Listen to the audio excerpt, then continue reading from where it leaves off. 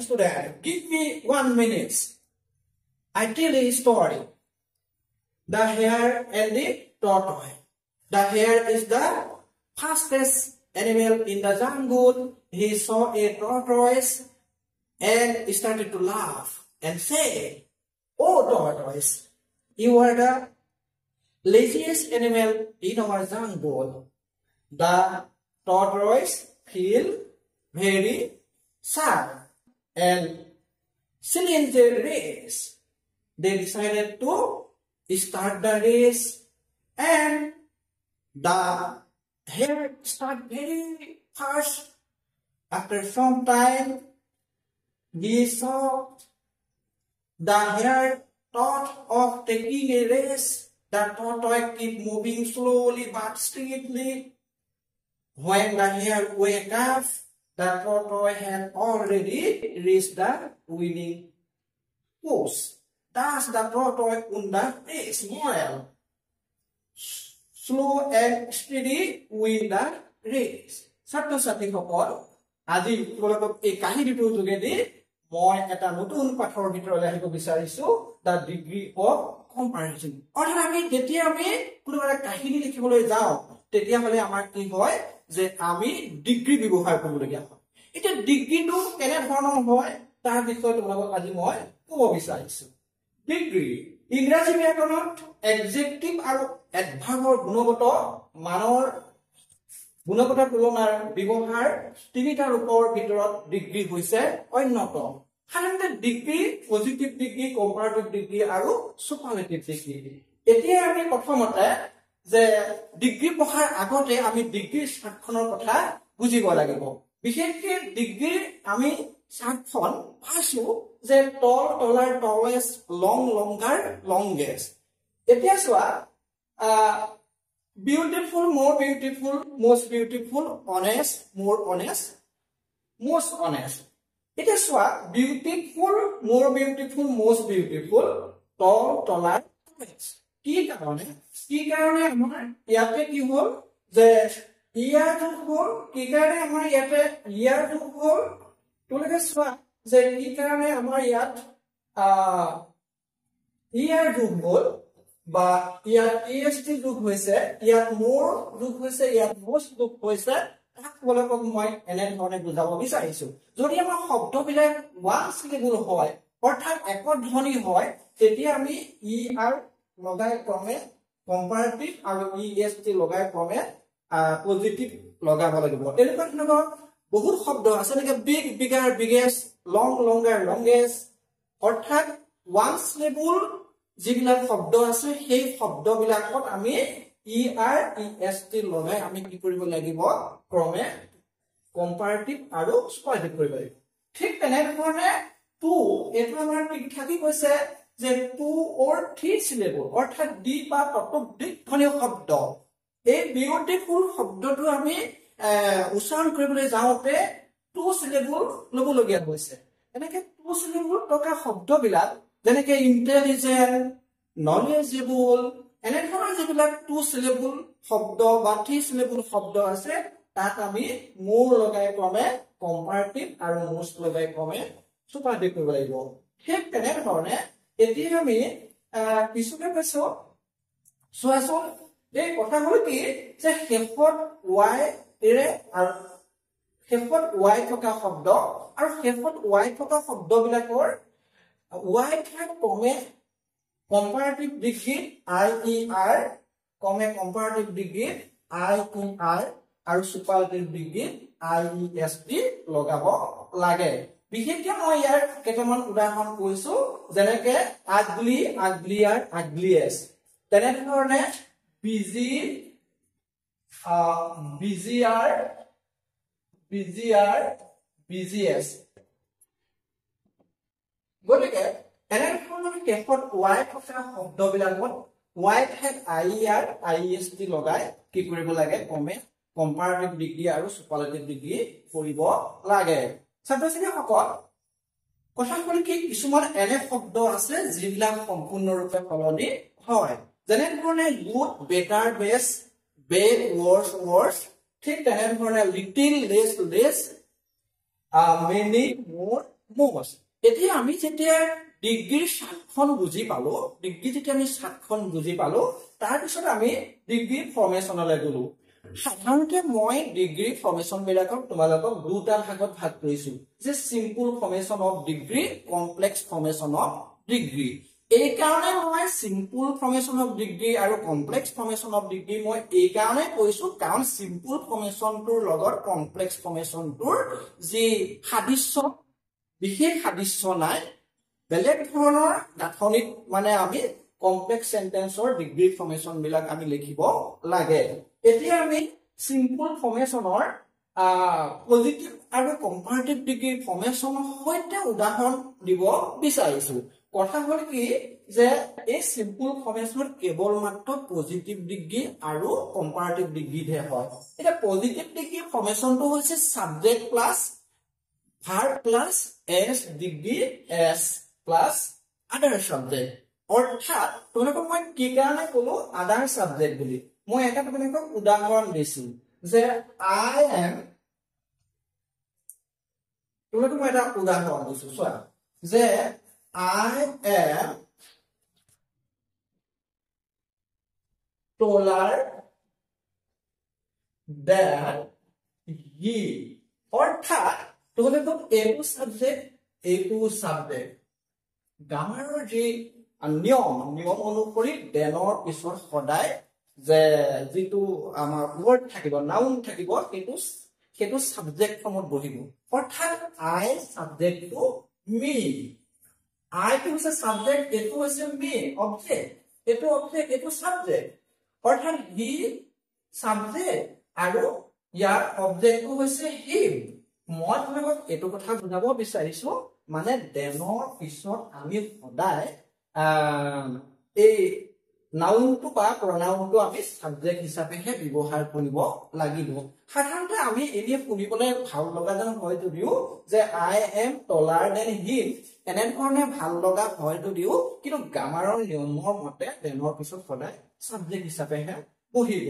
এতিয়া কথাটো হল কি যে ইয়াতে মই পিএফ মানে কি বুজাইছো পিএফ মানে মই তোমালোকক বুজাইছো যে পিএফ মানে হৈছে তোমাৰ মানে পিএফ মানে হৈছে পজিটিভ ফৰ্মেশন তোমালোকক মই সেইটো কথা কৈ দিব বিচাৰিছো যে যদি আমি কম্পাৰেটিভ ডিগ্ৰী বা পজিটিভ ডিগ্ৰীত আমি সাবজেক্ট ব্যৱহাৰ কৰিবলৈ যাওঁ যে আগৰটো সাবজেক্ট পিছৰটো কিন্তু সাবজেক্ট অৰ্থাৎ তোমালোকক মই এতিয়া কম্পাৰেটিভ ডিগ্ৰী সাতখন উলিয়াই পেলাই মই তোমালোকক যে বুজাই দিব বিচাৰিছো চোৱাচোন তোমালোকে যে মই যিটো কথা কলো মই মানে এইটো কথা কৈছো যে ধৰি ললো Ram is as strong as ভৰি আমি যদি তাক কম্পাৰেটিভ ডিগ্ৰীলৈ নিবলৈ যাওঁ তেতিয়াহ'লে subject verb not degree CF than other subject বুলি মই কি কাৰণে কৰো যে আদাৰ সাবজেক্ট বুলি মই কি কাৰণে কৰো অৰ্থাৎ তোমালোকে যে দেনৰ পিছতো সাবজেক্ট হিচাপে pronoun সমূহ ব্যৱহাৰ কৰিব লাগিব মই আগৰ কথা কৈছো যে I object to me he object to he এটো সাবজেক্ট এটো অবজেক্ট কিন্তু যে ডিগ্ৰীটোৰ আমি ডিগ্ৰীত আমি এনে ধৰণৰ pronoun ব্যৱহাৰ কৰিবলগীয়া হলে আমি দেনৰ পিছত কিন্তু এই সাবজেক্ট সমূহ লিখিব লাগিব এতিয়া তোমালোকে খালি তোমালোকৰ বিশেষ পঢ়িবলগীয়া কথাটো হল কি এই ফৰ্মেশন দুটা তোমালোকে মুখস্থ কৰিব লাগিব কথা হল কি যে আৰু এটা কথা তোমালোকক মই কৈ থওঁ যে এটা কথা আমি কিন্তু মনত ৰাখিব লাগিব সেইটো হৈছে কি যে পজিটিভত নট নাথাকিলে কম্পাৰেটিভত নট লিখিব লাগিব এতিয়া আমাৰ ইয়াত পজিটিভত নটটো নাই সাবজেক্টৰ পিছতে আমি ভাৰ্ব লিখি এছ ডিগ্ৰী এছ আদাৰ সাবজেক্ট লিখিছো সেইকাৰণে আমি কম্পাৰেটিভলৈ আনোতে বিশেষকৈ সিম্পল ফৰ্মেশনৰ ক্ষেত্ৰতহে এইটো কিন্তু প্ৰযোজ্য হ'ব এতিয়া আমি কম্পাৰেটিভ ফৰ্মেশনলৈ আনোতে আমি ইয়াতে আমি নটটো আমি ব্যৱহাৰ কৰিবলগীয়া হৈছে যদি আমাৰ ইয়াত যদি নটটো থাকে তেতিয়াহ'লে আমি ইয়াত কিন্তু নটটো লিখিব নালাগে ছাত্ৰ-ছাত্ৰীসকল সেইটো কিন্তু নোট কৰিব লাগিব আৰু এটা কথা তোমালোকে নোট কৰিব লাগিব সেইটো হৈছে কি যে চিৰন্তন সত্য বাক্যৰ বস্তু মূল্য ওজন পৰিমাণ আদিৰ ভিত্তিত সাবজেক্টটো কিন্তু আমি আগত লিখিব লাগিব অৰ্থাৎ মই তোমালোকক এইটো কথা ক'ব বিচাৰিছো তোমালোকক মই এইটো কথা ক'ব বিচাৰিছো যে silver is not as valuable as gold ইয়াতে তোমাৰ গোল্ডটো বেছি মূল্য নাই নে সিলভাৰটো বেছি মূল্য তোমালোকে নিশ্চয় ভাবিবা যে সিলভাৰতকৈ গোল্ডটো বেছি মূল্য সেইকাৰণে আমি গোল্ডটো আমি আগত আনি gold is more valuable than silver লিখিলো তোমালোকে যে ইয়াত নট থকাৰ কাৰণে আমি ইয়াতে নট ব্যৱহাৰ নকৰিলো মই তোমালোকক আৰু এটা এনেকুৱা উদাহৰণ লিখি দেখুৱাব বিচাৰিছো তোমালোকে চোৱা যে কথা হ'ল কি wine মানে হৈছে বতাহ wine is not as fast as man যে বতাহ মনৰ সমান দ্ৰুত গতিৰ নহয় গতিকে আমি যদি ইয়াৰ কম্পাৰেটিভ ডিগ্ৰীলৈ আনিবলৈ যাওঁ তেতিয়াহ'লে আমি কি কৰিব লাগিব যে মাইণ্ডটো আগলৈ নিব লাগিব কাৰণ বতাহতকৈ মাইণ্ডটো বেছি দ্ৰুত গতি সেইকাৰণে আমি mind is faster than one গতিকে এইটো কথা তোমালোকে কিন্তু মন কৰিব লাগিব এতিয়া আমি পিছলৈ যাব বিচাৰিছো যে আমি কমপ্লেক্স ফৰ্মেশনৰ ডিগ্ৰী ফৰ্মেশনসমূহ আমি এতিয়া বিশ্লেষণ কৰি চাম বিশেষকৈ যে মই তোমালোকক এতিয়া যে complex formation of degree complex ফৰ্মেশনটো ক'ব বিচাৰিছো যে মই তোমালোকক বুজি পোৱাৰ সুবিধাৰ্থেহে মই কি কৰিছো যে ডিগ্ৰীক দুটা ভাগত ভাগ কৰি দিছো সিম্পল ফৰ্মেশন আৰু কমপ্লেক্স ফৰ্মেশন এতিয়া কমপ্লেক্স ফৰ্মেশনৰ সাধাৰণতে তোমালোকৰ কি হয় যে প্ৰথমতে নো আদাৰ আৰম্ভ হয় যে তাত তোমাৰ সাবজেক্টে আৰম্ভ হৈছিলে ইয়াত তোমাৰ নো আদাৰ আৰম্ভ হৈছে যে নো আদাৰ অবলিক ভেৰি ফিউ যে অবলিক ভেৰি ফিউ কিহপা দিলো তোমালোকক কিন্তু তোমালোকৰ কিছু অসুবিধা তুমি পাবা বুজি পোৱা তোমালোকে বুজি পোৱা অসুবিধা পাবা কিন্তু মই যেতিয়া কম্পাৰেটিভ ডিগ্ৰী তোমালোকৰ ফৰ্মেশনটো ইয়াতে শ্ব' কৰিম তেতিয়া তোমালোকক মই বুজাই দিবলৈ সুবিধা হ'ব যে ইয়াতে কি হ'ব যে নো আদাৰ very few oblique very few plus তোমাৰ কি হ'ব অবজেক্ট তাৰপিছত কমপ্লিমেণ্ট আহিব তাৰপিছত তোমাৰ প্লাছ তোমাৰ কি হ'ব যে ভাৰ্ব হ'ব তাৰপিছত এছ ডিগ্ৰী এছ সাবজেক্ট অৰ্থাৎ ইয়াত ডিগ্ৰীটো কিন্তু পিএফত হ'ব পজিটিভ ফৰ্মেশনত হ'ব ইয়াতে মই উদাহৰণ দিছো তোমালোকে চাই লোৱা যে ইয়াৰ উদাহৰণ হৈছে তোমাৰ যে no other boy in the class is as strong as Ram ইয়াত ৰামটো বেছি ফৰ্মেশন শেষত আছে তাত কিন্তু তোমাৰ ৰামটো বা সাবজেক্টটো ফাৰ্ষ্টতে আছে এতিয়া ইয়াতে মই আৰু এটা উদাহৰণ দিছো চোৱা যে ভেৰি ফিউ বয়জ কিন্তু এছটা দিছো যে very few boys in the class R তাত কিন্তু মই ইজ দিছিলো ইয়াত কিন্তু অৰ্থাৎ ওপৰৰ বাক্য উদাহৰণত মই ইজ দিছিলো কিন্তু তলৰ উদাহৰণত তোমালোকক মই কি দিছো আৰ দিছো কি কাৰণে আৰ দিছো আৰ এই কাৰণে দিছো যে ভেৰি ফিউ ইয়াতে তোমাৰ কি আছে যে ভেৰি ফিউ তোমাৰ ইয়াতে তোমাৰ বয়সত এছ এটা আছে ইয়াত কিন্তু বয়টোত এছ এটা নাই যে কি কাৰণে নাই বা কি কাৰণে আছে মই তোমালোকক অসমীয়াত অনুবাদ কৰি দেখুৱাই দিলে বুজি পাবা কথা হ'ল কি যে ইয়াতে very few boys in the class are as strong as Ram ওপৰৰ বাক্যশালীৰ অৰ্থ হৈছে যে ৰামৰ সমান আমাৰ ক্লাছত কোনো শক্তিশালী হোৱা নাই মানে কোনো এটাও নাই এটাও বুলি ক'লে তোমাৰ নো আদাৰ এটাও নাই সিংগুলাৰ সেইকাৰণে আমাৰ ইজ হ'ল উদাহৰণটো হৈছে যে ৰামৰ সমান আমাৰ ক্লাছত শক্তিশালী ল'ৰা খুব কম কেইটামানহে আছে খুব কম আছে কেইটামান খুব কম কেইটামান আছে গতিকে খুব কম বুলি ক'লে কেইটামান থাকিব লাগিব সেইকাৰণে আমাৰ ইয়াতে বয়সত এছটো আহি গ'ল আৰু এইফালে আমাৰ ভাৰ্বটো কি হ'ল প্লুৰেল ফৰ্মৰ ভাৰ্ব হ'ল অৰ্থাৎ ভাৰ্বৰো সিংগুলাৰ প্লুৰেল আছে অক্সিলাৰীৰো সিংগুলাৰ প্লুৰেল আছে এতিয়া মই তোমালোকক যে পিছলৈ গৈ অৰ্থাৎ তোমালোকক এতিয়া মই কি কৰিম যে পিছলৈ গৈ কম্পাৰেটিভ ফৰ্মেশনটো আনি দেখুৱাই দিছো চোৱা কম্পাৰেটিভ ফৰ্মেশনত কিন্তু সাবজেক্টটো সিধা যদি ফাৰ্ষ্টলৈ আহি যাব সাবজেক্টটো ফাৰ্ষ্টলৈ আহিব তাৰপিছত ভাৰ্ব আহিব তাৰপিছত ডিগ্ৰী তোমালোকৰ কি হ'ব যে কম্পাৰেটিভ ফৰ্মেশন হ'ব তাৰপিছত কিন্তু এটা ফেজ অৰ্থাৎ এই যে ফেজটো কথা ক'লো যে দেন এনি আদাৰ বা দেন most other অৰ্থাৎ any other আৰু most other এইটো অংশ লগাই পেলাই তাৰপৰা অবজেক্ট লগাই অবজেক্টে কমপ্লিমেন্টৰ বাক্যৰ লাষ্টলৈ লৈ যাব লাগিব কথা হ'ল কি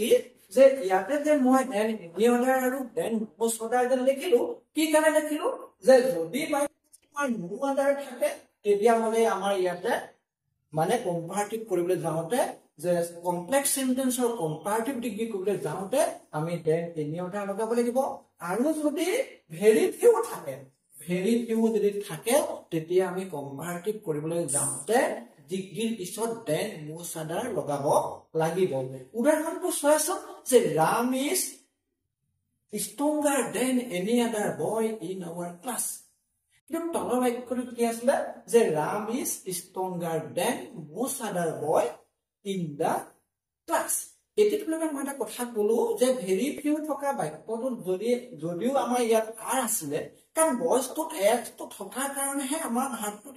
আমাৰ আৰ দৰকাৰ হৈছিল কিন্তু ইয়াত ৰাম সিঙ্গুলাৰ হোৱাৰ কাৰণে আমাৰ কিহৰ দৰকাৰ হোৱা নাই যে ভাৰতটো আৰ দৰকাৰ হোৱা নাই ইজ দিবলগীয়া হৈছে তোলকে চাই লোৱা গতিকে আমি এতিয়া যে পিছলৈ গুছি গৈছো যে সুপাৰলেটিভ ফৰ্মেশনৰ ফাললৈ আমি গুছি গৈছো যে সুপাৰলেটিভ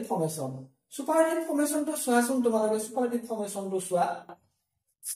যে সুপাৰলেটিভ ফৰ্মেশনত কি হয়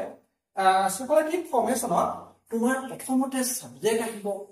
সাবজেক্টৰ পিছতে ভাৰ্ব আহিব তাৰ পিছত দা আহিব আৰু ওয়ান অফ দা আহিব the oblique one of the plus তোমাৰ ডিগ্ৰী সুপাৰলেটিভ ফৰ্মেশন তাৰ পিছত তোমাৰ অবজেক্ট আৰু কমপ্লিমেন্ট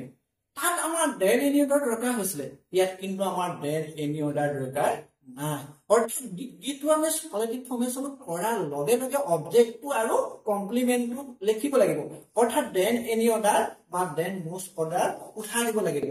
তাৰ মানে কি কৰিব লাগিব যে ডিগ্ৰীটো আমি সুপাৰলেটিভলৈ নি অৰ্থাৎ ষ্ট্ৰংগেষ্ট ইয়াতে আমি কি কৰিব লাগিব যে ষ্ট্ৰংগেষ্ট অৰ্থাৎ est লগাই আগত আমি দা লগাব লাগিব এতিয়া আমি দা লগাম ক'ত যে ওয়ান অফ দা লগাম দা লগাম যদি বাক্যশাৰীত দেন most order থাকে তেতিয়া হলে ওয়ান অফ দা লগাম আৰু যদি এনি অৰ্ডাৰ থাকে তেতিয়া হলে আমি কি কৰিম যে যদি আমাৰ দেন এনি অৰ্ডাৰ থাকে তেতিয়া ডিগ্ৰী আগত আমি দাহে লগাম অৰ্থাৎ আমাৰ যদি পজিটিভ ডিগ্ৰী যদি নো অৰ্ডাৰ থাকে তেতিয়া হলে আমি অকল দা লগাম আৰু যদি ভেৰি ফিউ থাকে তেতিয়া হলে আমি কি কৰিম যে তেতিয়া হলে আমি ডিগ্ৰী আগত আমি one of the লগাম গতিকে ইয়াতে মই মনৰ ৰখা তোমালোকক এই কথাটো ধুনীয়াকৈ মই লিখি বুজাই দিছো গতিকে মই আশা কৰিছো ছাত্ৰ-ছাত্ৰীসকল যে তোমালোকে আমাৰ এই পাঠটোৰ পৰা যথেষ্টখিনি উপকৃত হ'ব পাৰিবা গতিকে যদি তোমালোকে মোৰ ভাষৰ এই পাঠ তোমালোকে যদি ভাল পাইছা তেতিয়াহ'লে তোমালোকে কি কৰিবা যে তোমালোকে মোৰ ভাগৰ এই চেনেলটো সাবস্ক্ৰাইব কৰিবা আৰু লগতে কি কৰিবা যে ইয়াক শেয়াৰ কৰিবা আৰু তোমালোকৰ লগত যাতে কোনোবাই যদি চেনেল খনৰ পাছ শিকিবলৈ পোৱা নাই ইয়াৰ পৰা নিশ্চয় উপকৃত তোমালোকৰ হ'ব আৰু লগতে তোমালোকৰ যে ইষ্ট কুটুম মিতিৰ কুটুম আছে সকলোৱে উপকৃত হ'ব মই সেইটো কথা আশা কৰিছো ধন্যবাদ